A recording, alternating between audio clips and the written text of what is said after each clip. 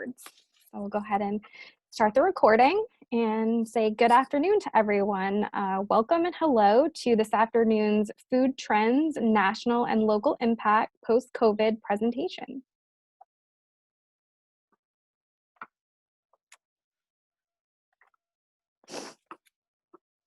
This webinar is presented by Elise Kern of Hannaford IRI Worldwide and Professor Richard Bilodeau of USM Food Studies, and is a part of the 80th Annual Maine Department of Agricultural Trade Show.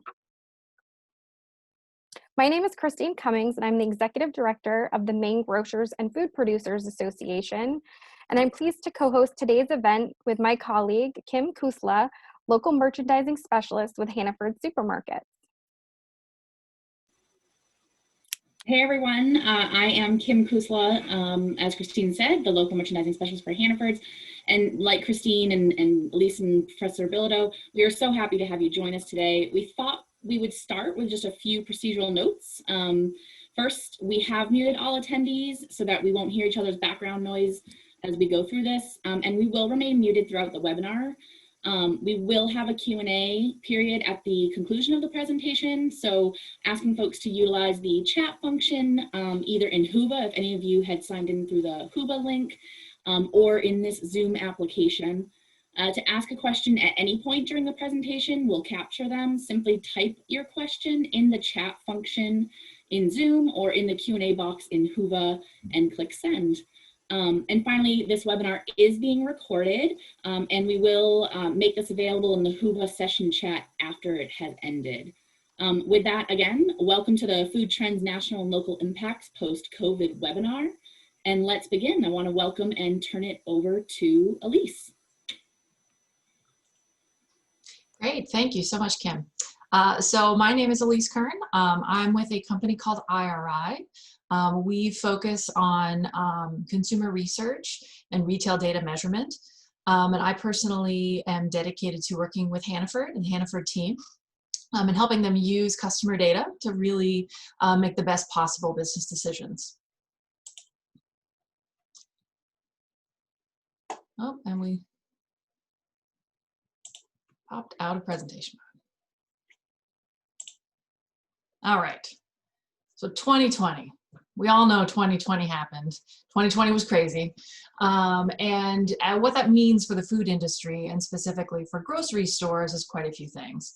When people started staying at home and not going out to restaurants and other non-essential retailers, and many people who had the ability to do so started working from home and having their children at home, it really shifted the patterns that we saw in the way people are shopping and consuming and cooking, that had a really dramatic impact on this industry.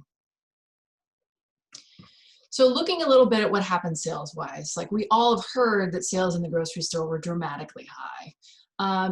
March 13th was actually the highest sales day on record that we have ever seen nationwide, tremendous peak over the prior year. So showing you here in the dotted line, the sales growth compared to prior year for total US grocery stores, that's all grocery retailers. And then in the light blue line, our Northeast. So you can see there was a huge spike in March where sales compared to the prior year were up over 33%, which is crazy in an industry that usually sees between 2–3% growth on an average year. And the Northeast really kept pace for the most part with the total US in terms of the magnitude of the sales growth. It slowed down during the summer, but we've seen it start to jump back up again in the tail end of the year. Northeast was a little bit slower than the rest of the country in some parts of the summer, potentially due to just drop in tourist traffic that we normally see from overseas, or from Canada, but largely consistent with what we saw everywhere. And it's elevated in a dramatic fashion, and we kind of expect it to continue to be that way for quite a while. So what did really well? What grew especially? So we look at the food universe in the grocery store as fresh versus center store, basically. So looking at the categories in what we call the fresh section of the store, mostly like the perishable, fruit, veg, meat, seafood kind of categories. we found some really dramatic growth in some of these departments. So across the total US, seafood was the clear winner in terms of sales growth, 25% growth versus the prior year. Meat was not far behind that, with the other categories as well, doing very well. The exception to those were in bakery and deli prepared, where we saw, especially for deli prepared, some of those sections were closed, physically closed in the earlier time of the pandemic, and some of them still are, salad bars, olive bars, things of that nature. So they've had some challenges. But seafood especially has been really strong. I think that the hypothesis there is that a lot of consumers are enjoying that because they can't go out to a restaurant. They're upgrading for what they're eating at home to try and have that slightly more elevated experience. And so that's what we've seen a lot of growth in shellfish and other seafoods. But lots of fruits are doing really well on there. Things that are perceived as being very healthy and immune system promoting are performing very strongly.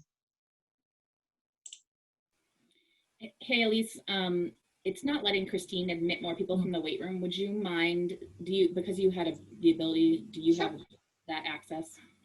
Sorry to interrupt you. You were on a roll. That's quite all right. I'll give you back control because I don't see a prompt for me to let people in, so. That's perfect. If you just want to go ahead and give me the prompt to go to the next slide, I'll manage it for you from here, and that way I can keep letting folks in. Thanks so much. Perfect. All right, you can move on to the next slide. Thanks for the flexibility, everyone. Hey, it wouldn't be a presentation without technical challenges. So looking on the other side of things, what we call center store, there's been dramatic growth in frozen food and adult beverages. I don't know if those two together, when you're having your party at home, but those two have been really strong, particularly in frozen food. So that's, everything from frozen seafood to, other sort of frozen meats, frozen convenience foods. A lot of the things that make it possible for you to cook at home without really, someone who wants to cook from scratch. So strong growth there. And you've probably heard on how adult beverages are doing very well. I think a lot of the consumption that used to happen on premise at restaurants and bars and breweries has moved to home. So there's been tremendous growth in premixed cocktails, and just anything adult beverage related is doing very well. Go to the next. So all of these changes, right, have come from consumption that has moved into the home that was previously happening elsewhere. Whether that's, in beverage or seafood, even in home care, like we're seeing a big jump there. Like you guys remember, like the rush for toilet paper that happened back in the spring. And there's still incredible demand for cleaning products and paper towels. And, there's been some swings, ups and downs in those demands, especially recently. But all of that consumption that consumers were doing elsewhere is coming into the home, especially for consumers that still have their jobs. And we've seen a real split in the behavior in terms of people who are struggling financially because of job loss, compared to those who are still doing their same job at home and now have that same amount of income to put towards consumption, and they're doing that at the grocery store now. Next. So one of the things that's kind of interesting and surprising, I think because of that, what we think of as like a bifurcation in the way people are handling this and are facing the situation, we've actually seen a surprising increase in the sales of premium and super premium items in the grocery store compared to value and private label. I think the assumption from a lot of people was, at times of economic difficulty, we're going to see a huge growth in value items and private label items, things that are less expensive. And that really hasn't been the case. If you can pop back one. If you can go back one slide, that would be, if you're capable. Thanks. And so in all of the major grocery store categories, things that we consider being premium and super premium based on their price point within that category, have actually seen more growth and are a larger share of the category than they were previously. So just because there are economic difficulties happening doesn't mean there isn't a place for more premium and more higher price items for grocery store shoppers. None? You do next slide.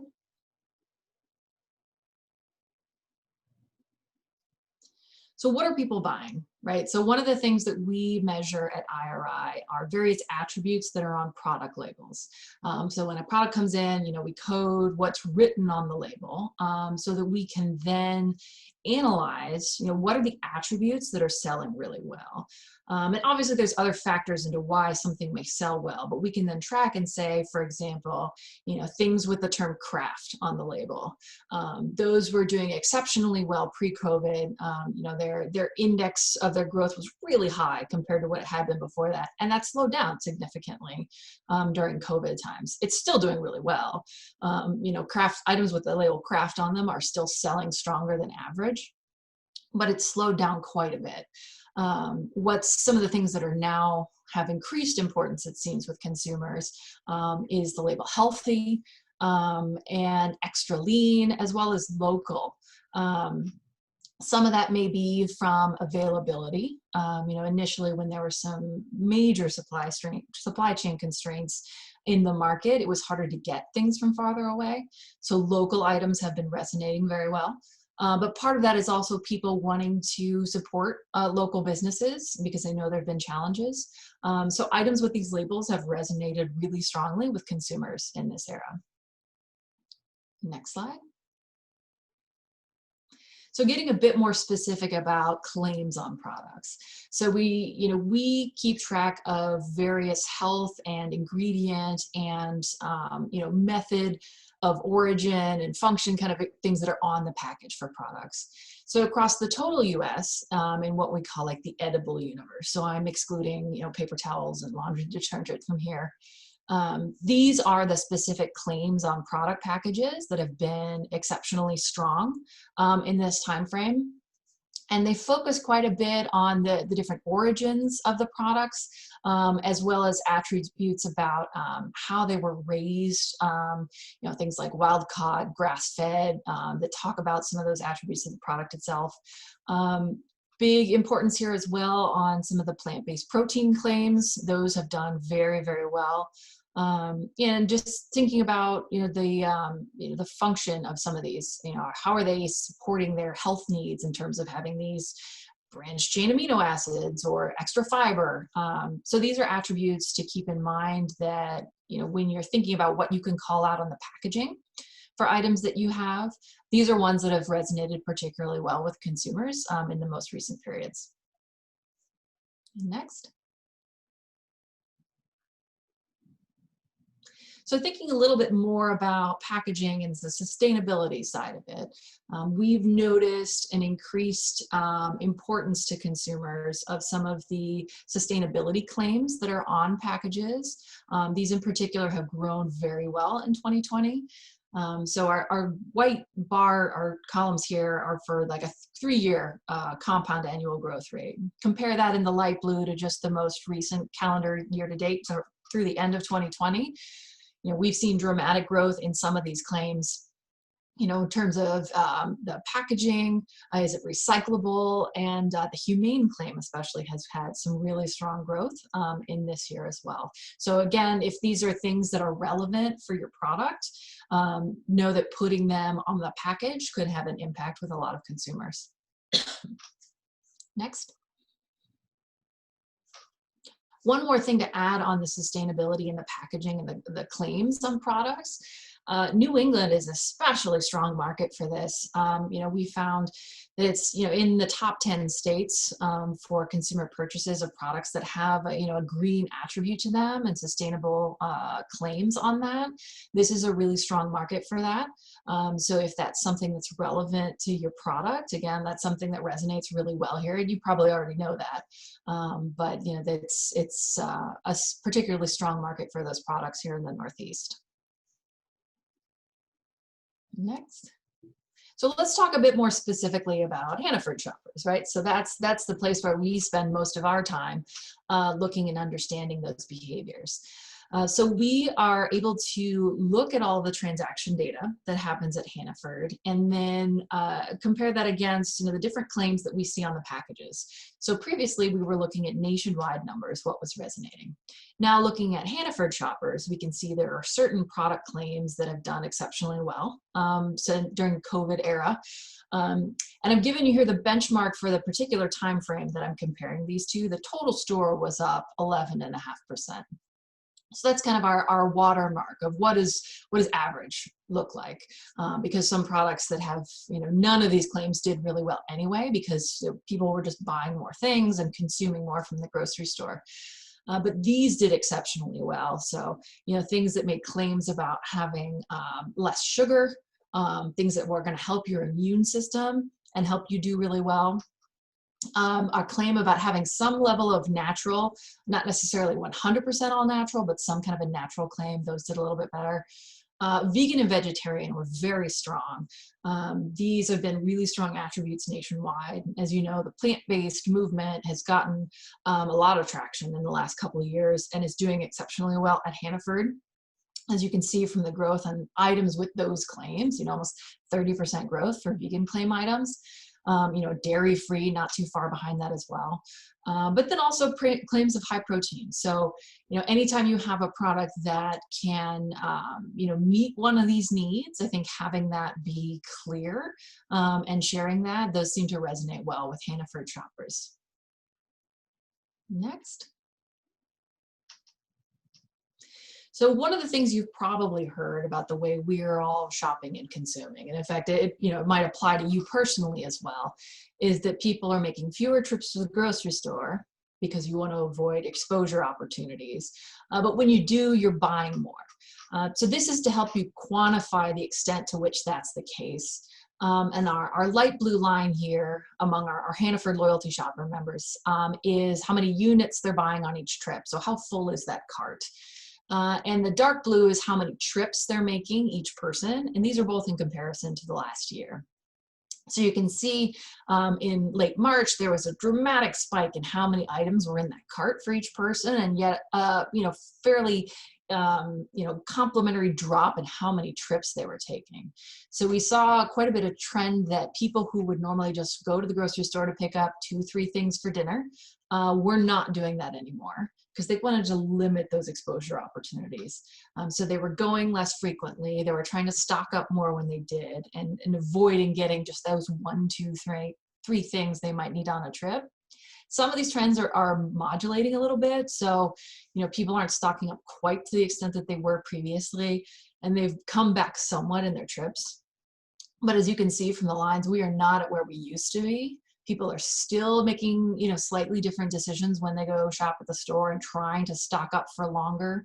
We find 2/3 of people are trying to get trip groceries to last for at least 2 weeks so that they can avoid potentially exposing themselves. Next.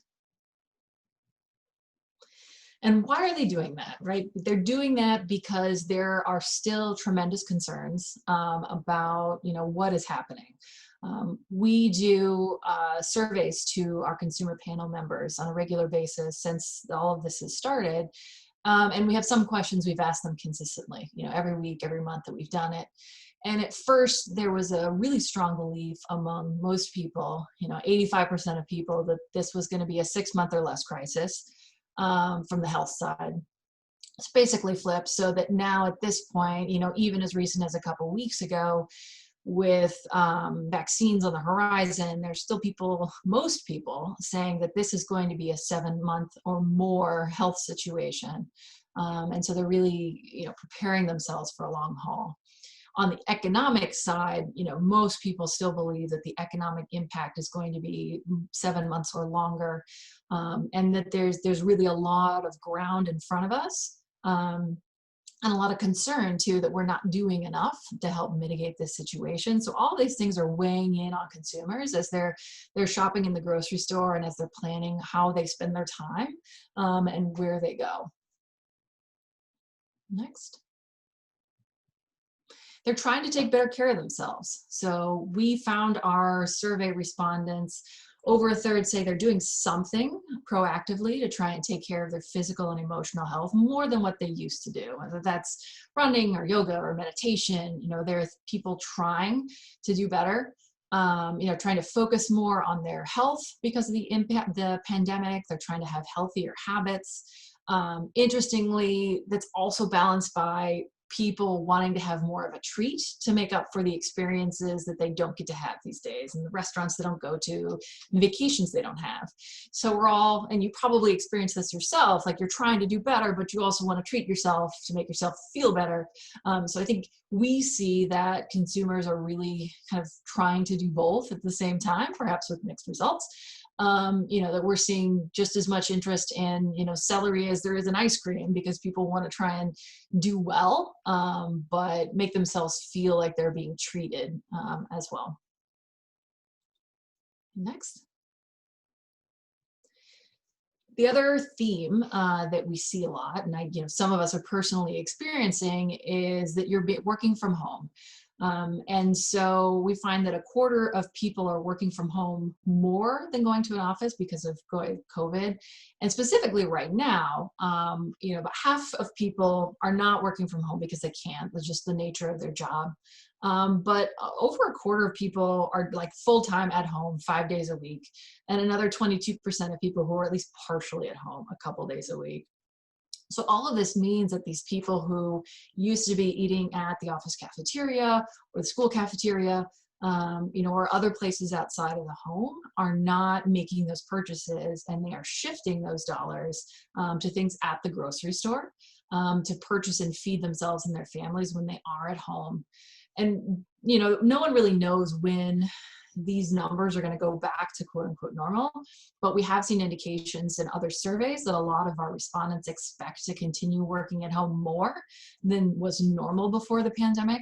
Most of them probably not to the same extent that they are now if they're at home, but certainly more than they previously did. And so I think that that's going to lead to some elevated at-home consumption figures compared to what we saw before all this started. And next. The other thing that's relevant here about the way people are shopping is they are trying to limit the amount of time that they are spending in store because they want to limit their exposure. So even when they are going to the store, over half of our survey respondents saying they're just going straight to what they need. They're not wandering, they're not browsing, they're probably not even looking at displays. They're skipping aisles that are not relevant to them. They don't zigzag up and down every aisle like they used to. So that means that they're working from a list, a lot of them, and being very specific. So that can be a challenge for brands and products that want to appeal to those shoppers to convert them and have them try a product. Because if they're not going down the aisle where your product is, there's not an opportunity for them to do that. This is also exacerbated too by the trend that we've seen of a lot of people shifting to shopping online for their groceries, for click and collect or delivery. The method of browsing is just so different there that we're seeing a lot stronger loyalty to whatever someone buys the first time they shop online for that brand. That's just what they keep buying, because it's a lot easier to add it from their history than it is to go and browse. Also, because of the way they have to search for items, it's very easy to just pick one thing and not see the breadth of options out there. So that means it's important to be within the consideration set for these shoppers before they get to the store, to be on that list that they're working from, so that by the time they get there, they can be in and out and get your product and not miss you. Because they're not going to just spend the same amount of physical time in the store as they used to do. Next. So we're seeing a lot of people doing a lot of cooking from scratch. Over a quarter of people saying they're cooking more like from full scratch, not even just throwing a frozen pizza in the oven. And about half of those people say they're going to continue to do that after this is all done. Part of it is you get comfortable with it. You make a habit, and learn how to do that. And it's pushed a lot of people to get good at home cooking that didn't have that skill set before. We find that, before all of this started, about 40% of people were doing most/all of their cooking from home, from scratch. And that's gone up quite a bit. So almost 2/3 of people who are like, yep, 81 to 100% of my cooking at home is like from scratch meals. So there's, there's a real trend there.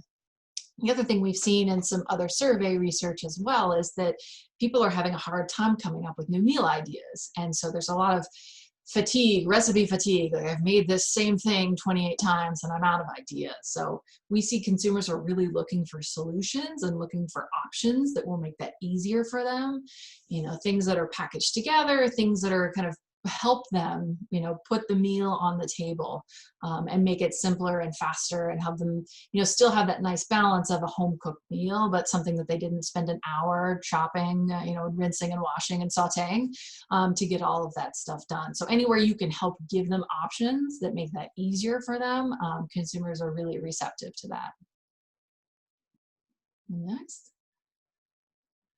So what does all this data mean, right? I've thrown a lot of numbers at you, talked about a lot of behaviors, but I think ultimately it rolls down to a lot of things that people are doing right now we think are really going to stick. We think it's been happening long enough that there are some habits that consumers have developed, that they're going to keep. So more people who are, have jobs that allow that are employed, are going to continue to work from home, at least to some extent. We want to get out of the house, but it's still going to happen to a certain extent that people are going to be working more from home because they've figured out how to do it well. And employers have seen the cost savings from that as well. Even when restrictions are easing, and people can go out, I think it's going to take a long time for some people to feel comfortable doing that.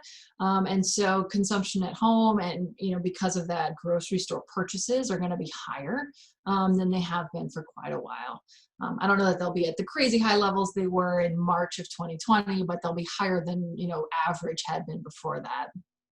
We think there's still going to be a strong commitment to personal health and wellness, and foods and food products that help support that, and give people a sense of ownership over their health, help supporting that so that they can be strong within this current situation. Like I said, cooking is going to stick. Hopefully it's nonstick. So people have gotten in the habit of that, and have gotten comfortable and good at that. And so we think there's going to be more of that home cooking that's going to continue to happen, and more of that meal inspiration that's going to need to be there, to help get people, keep things fresh and interesting and ready to go. And then finally, sustainability, that's gaining a lot of traction. And I think it's going to continue to do so. So anywhere where that's relevant to you and your product, make sure that you're calling out and sharing that information with consumers. For these other attributes as well, for the health attributes and, things that are easy to cook, like anywhere that kind of messaging can be helpful and relevant to consumers, we would certainly encourage you to include that, because we've seen that that's what people are looking for. And that's what I have. Thank you for your time. We're going to loop back for questions at the end. But for now, I'm happy to hand it over to Richard.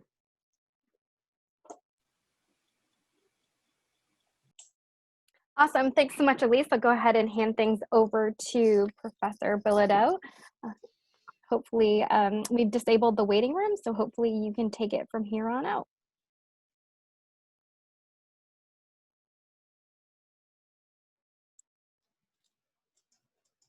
Let's see.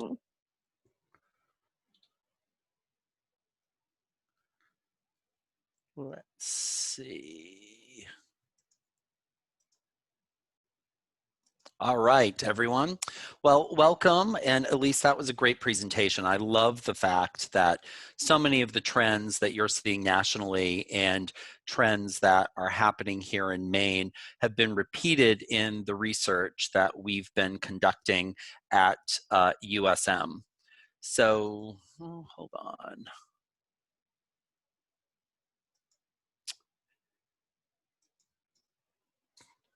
So there seems to be a little delay with the slides, so hopefully they've now all caught up.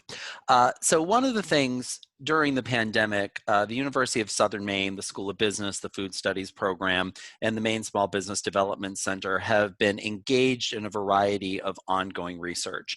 And we've been trying to understand impacts to consumers, impacts to businesses, and because of our Food Studies program, we've been looking in particular at impacts to restaurants, coffee shops, microbreweries, and grocers.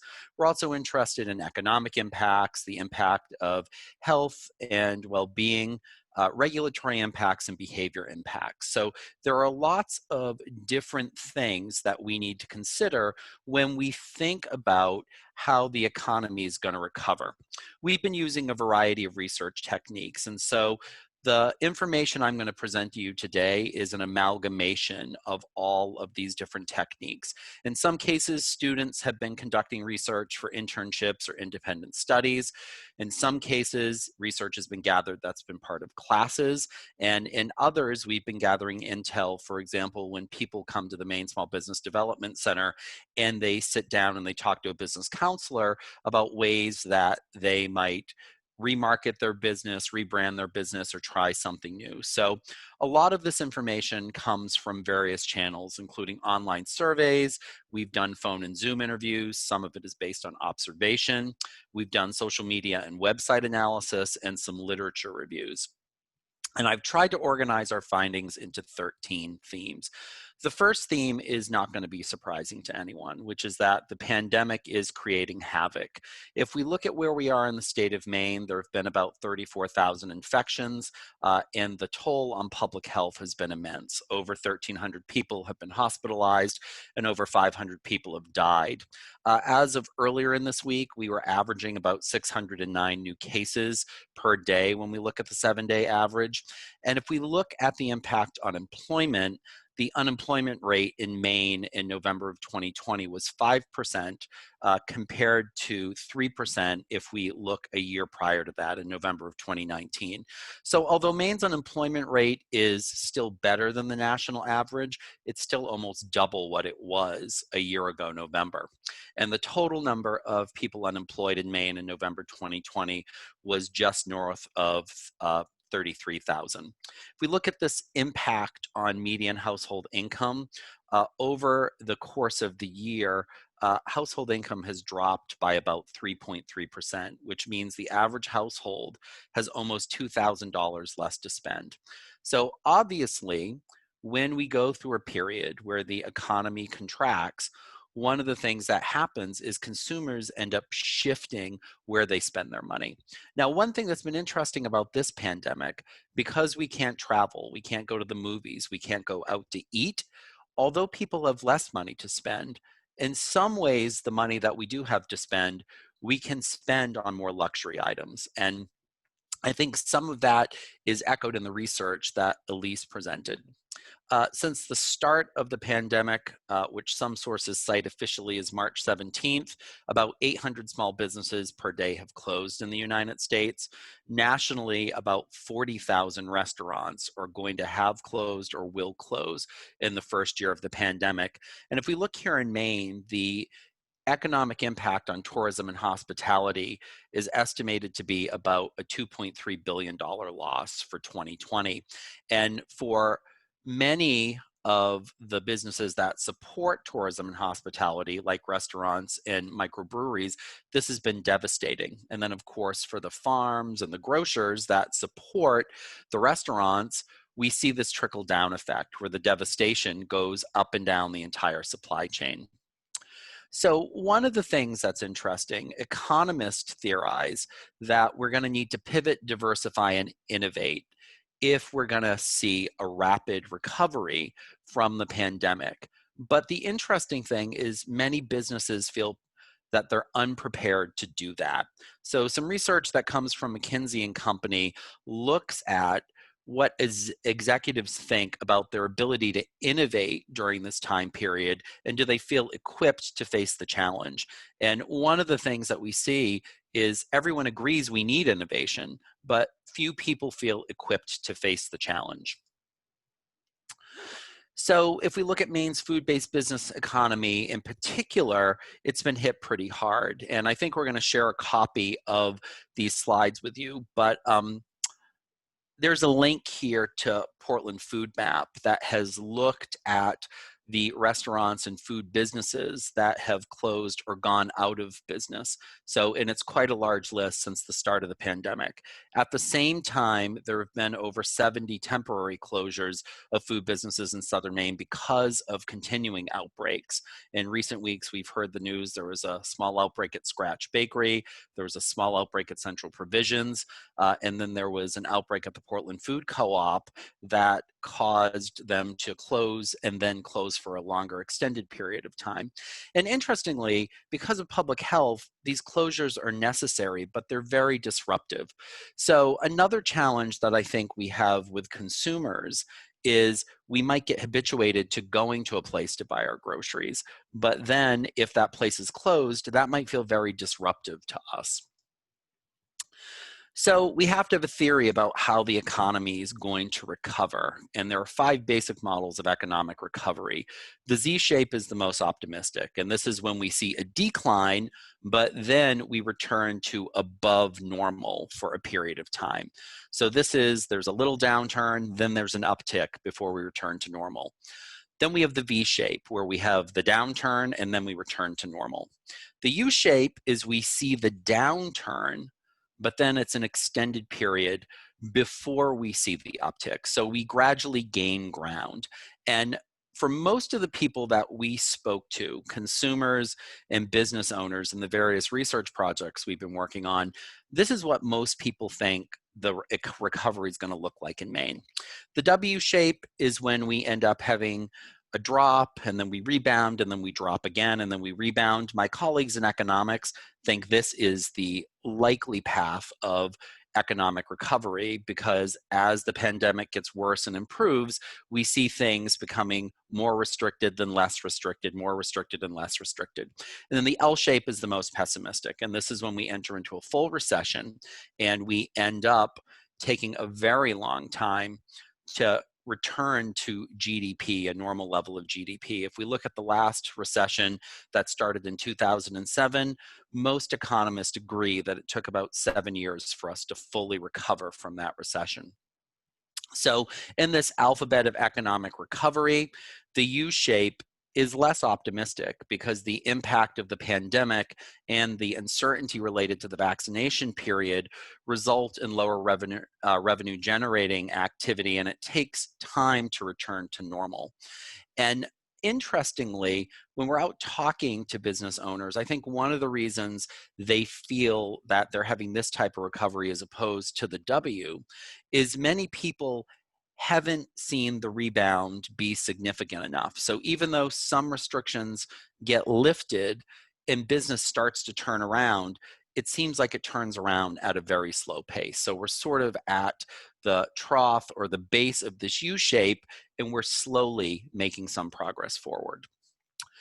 So the next theme is we need to have government support to assist in recovery. And if people have not had an opportunity to check out this article from foodandwine.com, it really goes through the good, the bad, and the ugly of the stimulus that the government just passed and talks about how for food-based businesses in particular, some things are good, but there's still many things that have not been addressed that are going to be necessary for the industry to recover. In our own research, one of the things that we discovered is about 75% of businesses surveyed said they don't believe the state and federal government are doing enough to assist right now. So we need to have ideas to test if we want to survive in the economic downturn. So part of our work is trying to find opportunities. So interestingly, there is this old belief in business that if we build it, they will come. And one of the things that we've recognized in the past decades is that often the things we choose to build, customers don't necessarily want. And so we already, prior to the pandemic, have a pretty high rate of business failure in the United States. About 65% of startup businesses fail within the first 5 years of being in operation. So one of the things that we've done to evolve our thinking is after we have an idea, we want to get some customer or consumer feedback first before we go through the effort of building branding and marketing. But interesting, one of the things that we found since the pandemic, less than about a third of the businesses that we talked to were testing ideas before moving into building branding and marketing. And almost half indicated that they were seeing higher rates of failure of the things that they were trying in the marketplace. Now, I think everyone needs to continue to try to find paths to try new things. Part of the way in which we're going to recover from this economic downturn is by being able to be innovative and pivoting when necessary. But it's also important to remember that when we think about an idea we want to bring to the market, we want to spend a little bit of time getting some feedback on the idea before we go through the activities that end up costing us money. Again, human-centered design matters. Everything that we try to create, even in a pandemic, we want to make sure is desirable, feasible, and viable. So we want to make sure our customers want it, it's feasible, that we can efficiently develop it, and it's viable, that our customers are willing to pay for it at a price or margin that provides at a price that provides an appropriate margin. So one of the things students in one of my classes did, they met with 38 businesses and they listened to the ideas that businesses had for turning around their situation. So here's something that I might want to test. Interestingly, of those 38 ideas, only 7 of them met the sort of human-centered design criteria, being desirable, feasible, and viable. So this is a place where I think there are some resources that could be helpful. You know, I was talking the other day to a restaurant that wants to test a sort of food show in a box concept. And they were curious if they could get an intern at USM or at Maine that could assist them in figuring out some of the marketing behind that type of program. And of course, the answer is absolutely. So I think one thing that sometimes happens when we're in our day-to-day routine and trying to figure out how to make ends meet so that our business can survive, particularly in a high stress period, we often forget about the resources that might exist in the community. So, you know, we have interns that are helping businesses figure this out. I also talked to a different food-based business, a microbrewery, a couple weeks ago that's interested in getting some help just figuring out what are their options for different support at the state and federal level. So we're going to be trying to set up an internship with that company where the intern will help gather information so that the owner can stay focused on managing the business while not being so distracted with the research that might be necessary to figure out what programs are available. And then I'd also say the Small Business Development Center is another great example of a place where businesses can go and they can get some business counseling help for free. You know, through the CARES Act, the SBDC has really received a lot of additional funding, allowing it to greatly expand the types of services it offers. So our 8th theme, we must use some sort of model to gain a deep insight of our customers. Particularly in a pandemic, it's important to know what's going to change in the way in which our customers are evolving their own thinking and their behavior. Now, I'm not advocating for doing lots and lots of market research, but what I'm advocating for is thinking about things like, could you develop personas of your customers, or could you use a tool called an empathy map, where you put yourself in the mind of a customer, or you talk to a customer to really get a sense about what they say, think, feel, and do. So this type of intel can be quite useful when we're attempting to try to figure out how we get ourselves well positioned, but also when we're trying to figure out what other services or products we might want to test. So some insights that have come from all of these different research avenues that we have found interesting. From the business perspective, less than a quarter of businesses reported that they had a loyalty program. So one of the things we know from classic retention marketing is a loyalty program can be good because customers have a reason to come back. Now, interestingly, some people think, well, a loyalty program means if someone buys 5 things, maybe I give them 1 thing for free. And ultimately, that could end up being a cost at a time when revenues are already down. One of the things that we learned in looking at the behavior of consumers who frequent coffee shops, many consumers like the loyalty program, but they're either not taking or redeeming their stamps right now because they realize that the coffee shops have suffered in this economic downturn. So again, it's important to talk to customers because we can tease these things out. So only about 20% have increased customer communication since the start of the pandemic. About 1 in 10 have attempted to pivot. More than 70 have tried to extend a product or service line. About 9 in 10 have experienced a financial downturn since the start. Only about 2 in 5 had a clear understanding of the psychological and behavioral impacts on their customers, and less than half could create a customer profile or persona when we were interviewing and talking to them about it. So here's some things that consumers told us that I thought were fascinating. That consumers were 3 times as likely to meet a friend outside for a beer as they would to meet a friend outside for coffee. Why that is, I don't know. But to me, it indicates that there could be different opportunities based on how people perceive meeting friends for a beer versus a coffee. Almost 7 in 10 had pivoted to making coffee and tea at home. And this is a direct quote from one of the surveys that we took over the summer. Getting an espresso from someone who looks like they're at an Ebola outbreak is not fun. So, interestingly, we have to practice all these public safety measures, but some of the practice of the measure has a negative impact on consumer behavior. So although consumers get some certainty and feel reassured when we practice the measure, in some cases it could be a turnoff. More than a quarter said they would buy groceries from restaurants if the service was available, and a number said they're looking for alternatives to getting groceries without having to go to the grocery store every time. 4 in 10 said they felt safer shopping in a smaller grocery store than a larger one. Main reason was the number of people. Some people used Hannaford, for example. And here in Cumberland County, a number of people said they preferred going to the Falmouth Hannaford right now, as opposed to the Hannaford that's on Back Bay, because the Falmouth Hannaford feels smaller or is smaller. So the perception is there are less people. And almost half have tried grocery delivery or curbside pickup.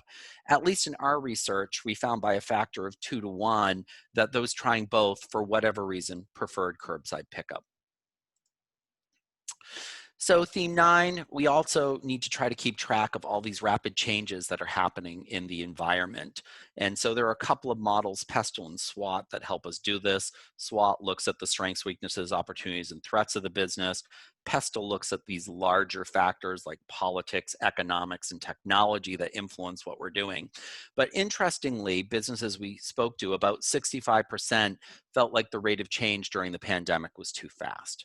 So again, this is a place where businesses might be well served getting some help by trying to see if they could use an intern or use the SBDC or meet with someone at SCORE to help sort through this large amount of change and information we have to deal with. There are lots of ways businesses are trying to survive. There's a straight pivot when we move from one business to the other. We can do strategic innovation where we try to change the game in the industry. These are things that not many businesses are trying, but integrative growth and intensive growth are what most businesses are doing. So they're trying to exploit opportunities in their current market or within their industry as a whole as a way to find growth. And then, of course, diversification is when we move beyond what we typically do, and global expansion is when we move into the international arena. And then in terms of the basis of competing, there are 6 ways we often compete: cost, differentiation, focus, expertise, sustainability, and middle of the road. Cost is being the low-cost provider. Although this is desired, we found it's not very practical for most businesses right now. They're not looking to lower the prices that they charge because we're trying to boost and support revenue generation. Differentiation, where we compete based on quality or service, is the second most technique that was being used amongst the businesses we talked to. And interestingly, business owners found this still helps with premium pricing. And also because customers are receiving either a quality product or they're still getting good service, it also creates this feeling of normal amongst consumers. Focus or niche is most used where we try to isolate our best customer segment and really do everything that we absolutely can to own that segment. And then sustainability, Elise mentioned that we're seeing a trend towards sustainability. On the consumer end, On the business side, one of the things we found is it's desired, but there are concerns about the supply chain and about greenwashing. So people don't want to accidentally be seeming to be more sustainable than they are. In terms of economic recovery, in October 2020, the consumers we talked to said they thought we had 8 more months until we would recover. The businesses said about 13 more months.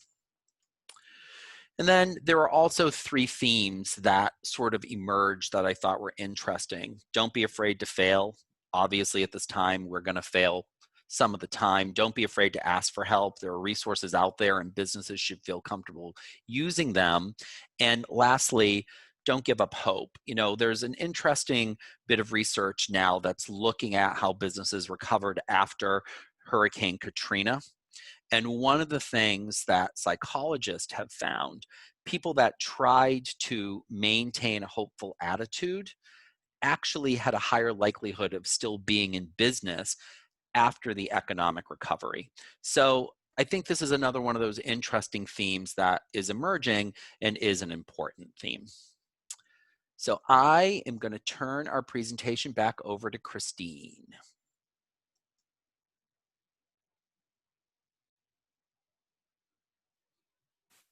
Did you want to finish with some of the student ideas? I thought we should get to Q&A. Q&A? All right, perfect. Yeah, cool. Let's go ahead and move Thank you. on. So thank you both for your presentations. And I think at this point, Kim and I will jump back into our co-hosts. Let's start my video here. Perfect. And so we have both questions coming in via those who signed in via Zoom and then also via the Whova app. So Kim, I'm not sure if you have any to get started on your end. And again, folks, we encourage you to use the Q&A chat function to submit any questions that you may have for our presenters. Yeah, I do have one question that came up, and before we hit that, I just want to say thanks to Elise and Professor Bilodeau for the really detailed information that you provided. It was a lot of great information, and really exciting to be able to get sort of the larger picture and then tie it really into what's happening. And I loved getting the consumer and business side of it there. So thanks for all of that. One of the questions that popped up, Richard, in your presentation, you talked about there was one point where you said that some businesses were able to increase communication during the pandemic with their consumers. And there was a question around, do we have any idea how some of those businesses did that? Was there any insights on how they were able to do that? Yeah, so I think interestingly, some businesses increased the amount of email that they sent. And obviously one challenge with this is if you have a business that doesn't have an email list, it's a challenge. But if you have a business that does have an email list, I think one possibility is sending more email. There was a coffee shop in Portland, and one of the things they did that I thought was interesting is they had a very small list, but they made an appeal to the people on the list to say, hi, we know you've been to the shop and you have friends that you have coffee with. Can you make sure they know about our email list? Because we'd like to start sending a newsletter. And one of the things they found is people, I think because they want their favorite coffee shop to survive, were willing to share the list. Social media, I think, has become another sort of interesting avenue. We talked to 2 microbreweries that had gone out and identified through their frequent customer program people that they thought would be influencers, at least local influencers in Instagram and in TikTok and in other channels. And they reached out to those people and said, hey, you want to help us out?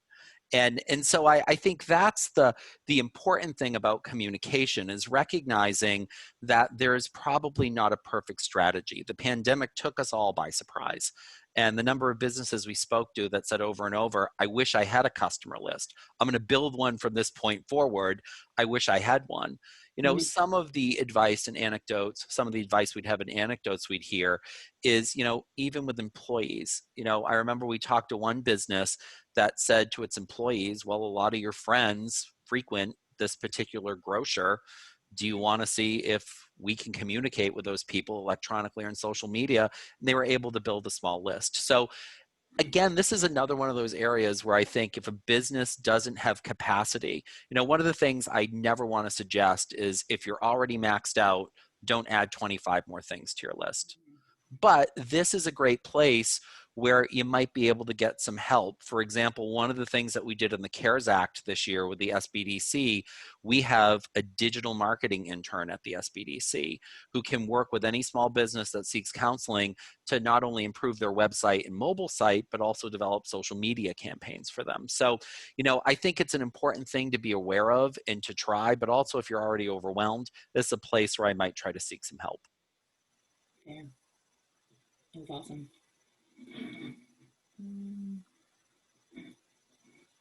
Right now, that's the only question I have in Whova. I have a question that I think both of you can hopefully address, and recognizing the trend of eating at home more, where do you both see the future of meal kits, and how do brands look to integrate themselves as being those key ingredient components? Yeah, meal kits are an interesting spot because they really spiked at first, and I think they're slowing down a little bit now. Like people love the convenience and the fact that it's all been put together for them, but there is still some concern about the packaging and the waste, and frankly, like the cost can feel high. We have seen some movement for retailers across the country doing their own kind of in-house meal kit solutions where it's, not necessarily a packaged branded kit, but is, here's your chicken, here's your vegetables, and here's your side, that are all pulled from other places in the store. And we've seen some energy on that because it feels like a better price situation for consumers than getting like that delivery that comes to your door that can be at a bit more of a price premium because of the way it's designed and structured. I think there are lots of opportunities.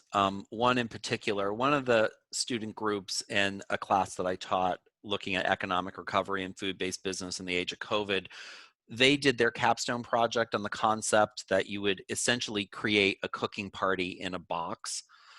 So it's made with a prepared meal kit, so everything comes for you to cook, but importantly, you get to invite friends. You have a Zoom, and the restaurant chef that you know and love tells you all how to cook things, and then the sommelier tells you how to taste the wine they sent, and then when the food's prepared, the chef and the sommelier disappear, and you eat dinner with your friends online. Now, interestingly, I think there's some merit in the idea. Do I think it's going to be a home run? Probably not. Do I think you'd have to be very selective in which market segment you chose to target? Absolutely. And the funniest thing, one of the students drummed up an article about a restaurant in Montreal that was doing a similar thing. But what they decided to do was just target the high end of their customer list because they realized that people might be willing to pay, but mostly it only became cost effective if you could get the average ticket up to $500. So it was a very small part of the market that you would be looking at. Now, I think the other thing that I find fascinating is there could be a business opportunity. Like one of the things that happened over the winter, we talked to a mixologist, bartender from one of the local manufacturers of gin, and their company got engaged to teach cocktail mixing parties in lieu of a holiday party for two of the big banks. So the banks paid, and they had a big budget because they wanted to do something nice for their employees, et cetera, et cetera. So a box get delivered to your house with all the ingredients, and then you log into Zoom and the bartender shows you how to whip up the cocktails. So there may be an opportunity by shifting focus slightly. So restaurants might be able to go, hey, let's try to do this as a customer or an employee for a business so that it can benefit a business's customers or employees. I love that. And I think it really speaks to the partnerships that can be developed, especially here in Maine, where everyone is so well networked with one another and looking to help each other. So that's great. Perfect. Kim, I'm not sure if you have any other questions coming in on your end. I don't see any populating for me here in Zoom. And you are on mute when you go to ask a question. Thanks. I do have one question. So Elise, you mentioned that shoppers are spending less time in stores when they are actually going, and they're truly following a list. And so what does that mean for new items? If somebody has a new item that they want to introduce, what's something that they should really consider if you're a vendor doing that? Yeah, I think you really need to get in front of them before they walk into the store, because they just don't have the opportunity to see you on the shelf. So that really needs marketing, and that could be as simple as social media posts, or other more traditional marketing efforts, or word of mouth efforts. But if they are not aware that you exist, you're going to have a really hard time converting them in the store, unless you're in a really prominent display space, or partnering with perhaps one of those in-house sort of meal solution options, to get in front of them. So it's, you kind of have to do more work on your part than you maybe used to before, because you won't be able to win them over with just seeing your package on the shelf, unless it happens to be a category that they were already going to go shop in. But again, they're not going to spend as much time browsing and comparing prices and ingredients, that they used to before.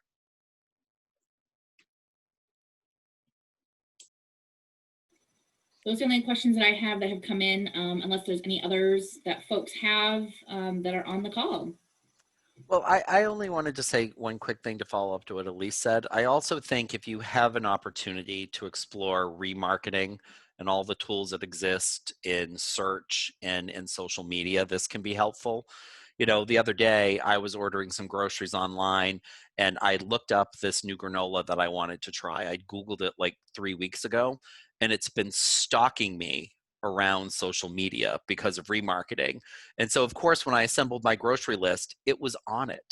And so, again, one of the things that I think is fascinating, there are lots of tools out there that can help us, right, wrong, or indifferent, really make sure our brand gets in front of consumers.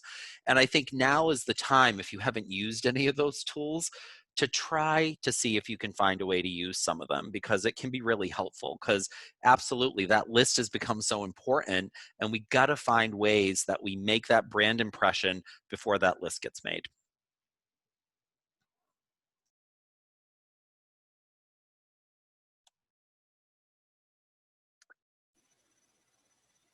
Awesome. Well, I think I'd also like to express my thanks to both of you. My apologies, as much trial run and as many as we did, it still didn't go quite as smooth as I hoped it would, but I appreciate your flexibility and professionalism on that front. And I'm ready to go enjoy a top-selling adult beverage myself and enjoy the rest of the Friday afternoon. So I hope you all are as well. And I just want to thank everyone else for taking the time. And we will post the presentation, and then we will also share our contact information with everyone in case anyone else has any other questions. Yeah, absolutely. We'll take the recording of this and we'll put it into the Whova session chat. So if you wanted to look back at this or share it with anybody else, you can certainly do so. We hope to have that up there soon. And if you haven't, please head over to the Whova site and just we have a poll in there that I just created, asking if this, if this was helpful, what the information was, and just give us a little bit of a rating to let us know if this was what you were hoping for. So thanks to everyone, and Christine, thanks for hosting and very well flowing through this. Great. Thanks, everyone. Good afternoon, everyone. Take care.